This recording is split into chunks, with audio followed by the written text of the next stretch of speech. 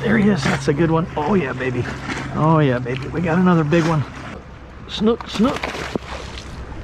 All right. That's my go home fish right there. We got sheep's head right here. We definitely got sheep's head right here. Definitely gonna need a net for this guy. Oh guys, that's a monster fish on. I believe I could have limited out today, guys. That was a big sheep's head. They're stacked down there, man. Fish on, fish on. Hey Rad Reelers, JC here with Rad Reeling Fishing. I am doing a 3-year review of my Old Town Sportsman AutoPilot 120.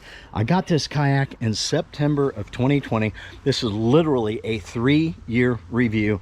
I have caught the living bejeebies out of fish. So I'm just gonna tell you right now, if you are on the fence, you know, I don't know if I should get one or not, go ahead and go for it. You will absolutely love this kayak. Get the 120, get the 136, whatever fits your needs. And I always say every time I go kayak fishing, I'm almost guaranteed to catch fish, and that's been true probably 99% of the time. I mean, I've fished around mangroves, I fish around docks, I fish in the current, I fish really shallow areas. I mean, I've caught every inshore fish that Southwest Florida has to offer, guys. Snook, trout, redfish, jack, black drum. I've caught them all in this kayak. It'll take you to where the fish are. So I'll tell you right now, after 3 years, without wasting your time, going through and showing you everything on the kayak, everything still works great, okay? I am going to talk about some electrical issues that I've had. I'm going to give you some tips on troubleshooting, some tips when you're out there fishing and stuff like that. But everything, guys, the lever that raises and lowers the rudder, yeah, the rudder turns fine whenever you use the pedals up here. Everything on this kayak. The seat's in great condition. I always rinse the kayak off really good after I go fishing. I don't scrub it down with soap, but I pressure wash. I've got a mild pressure washer that I clean it with. I do the same thing with the seat. I take the seat, I put it up in my apartment complex, but it's in great condition. I store it out here, right on these racks right here underneath this big oak tree, so you can see it's in the shade. This kayak is not faded out. The EVA foam down here is still in excellent condition. It's looking great, guys. Let me move the seat here, show you the stainless steel screws all over the place are in good condition. Some of them are a little bit tarnished. A buddy of mine years ago told me, or a couple years ago told me, that stainless steel actually means that it's not stain proof, but it's stainless. It stains less, right? So you will get a little bit of discoloration on the screws, but the cables up here for the foot pedals are still in great shape. So this is my second motor. I just call it like the second generation motor. You know, the first one, I mean, I got like the kayaks when they were first put on the market. That's the one that I got, right? I was a part of the initial launch of showing viewers the new kayak line, the Sportsman line that Old Town had come up with. So this is my second motor. The first one, they had some issues with the collar down here, so they redesigned that area and they sent me a new motor. I don't know if they've redesigned anything since then, because this one has been working great for about 2 years. But when I got this kayak, I thought, you know what? I mean, everybody knows, right? Logically, you're going to have some kind of electrical problems because you've got the electric motor. And here's what's going on. It bothered me from the very beginning with this kayak, but I'm still telling you to get one, you guys.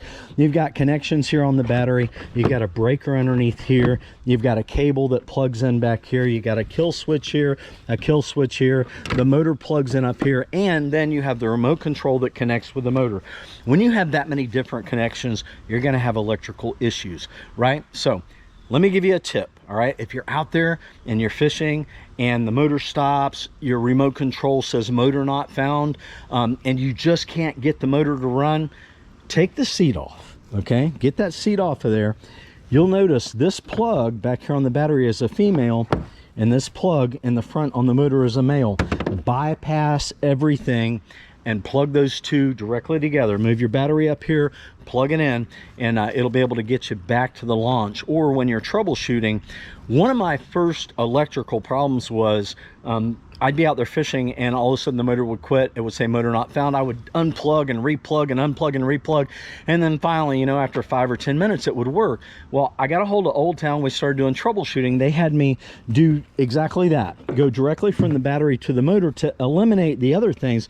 What happened is when I would run at full speed, whenever I was bypassing everything, the motor would shut off after about 10 or 15 seconds. And they determined that it was the battery box breaker back here that was failing. And the reason it was failing, they sent me a new battery box and everything worked fine. I would take the battery out of the box, leave the box in the kayak, strap it in, bring it over here, flip it upside down so that all that water in the bottom of the battery box, salt water, you know, little droplets of water, would drip down on that breaker, and it was all just nasty corroded, you know. And so that was the problem. Once they sent me a new battery box, that fixed the issue. So another problem I've had is I had to replace this socket up here. I had to replace that, and I also had to replace this cord because the prong broke off inside of the socket. So I had to replace them both, but I have had to replace that front socket twice because I kept having disconnect issues, and every time I jiggle that socket, it would reconnect. So that's basically it, guys. I've had a couple of electrical things with it. Remote control, one time I let the batteries run down on the remote control, so always keep an eye on your remote control, make sure that the batteries are good in that. Yeah, I had to do some paddling when that happened, but this kayak's looking great. It's not all scratched up out here. This is quality plastic, guys. I mean, it is thick. It does not depress hardly. I mean, you push it, you can tell it's very rigid, and it's made robust. It's made very good, and I take care of this. I wash it off after every time that I go fishing. I wash my motor off, I wash the kayak off. And like I said, I do store it outside, but it is underneath this big shade tree, so it gets minimal amount of heat and sunlight actually on the kayak, and it's in excellent condition.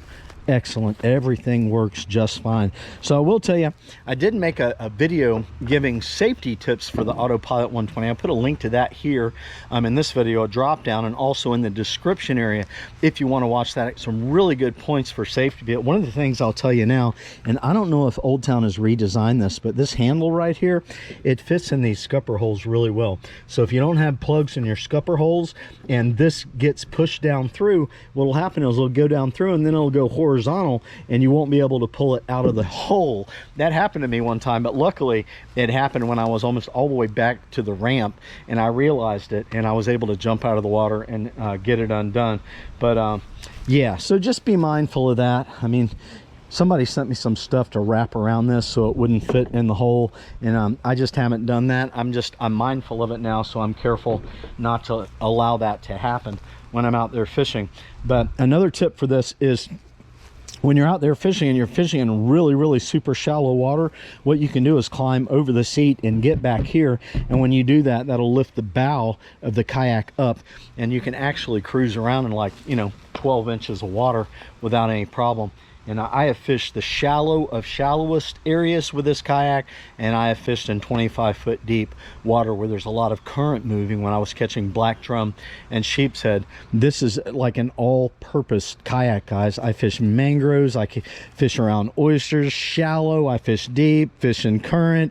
Yeah, it is the kayak of all kayaks. So I really encourage you, if you've been back and forth on it, you won't be disappointed when you get this kayak. All right, so I don't know what else to tell you other than I've already told you everything works fine. It's still in great condition. I have no complaints.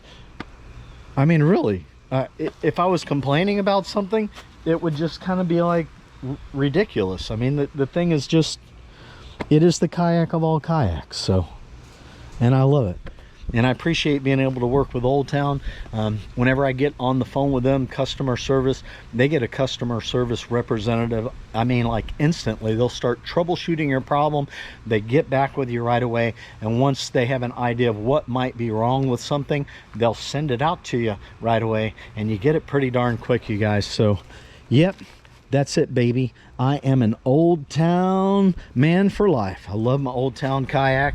And yep, so I'll put a link in the description area to the AutoPilot 120, and also a link in the description area to some other videos that I've made about the Old Town Sportsman AutoPilot 120. I've got a great review video out there, and like I said, I've got a tip for safety tips video out there as well. So thanks for watching this video. Thumbs up are appreciated, and everybody, get out there and go fishing, man. Life is fun. Live it. See ya!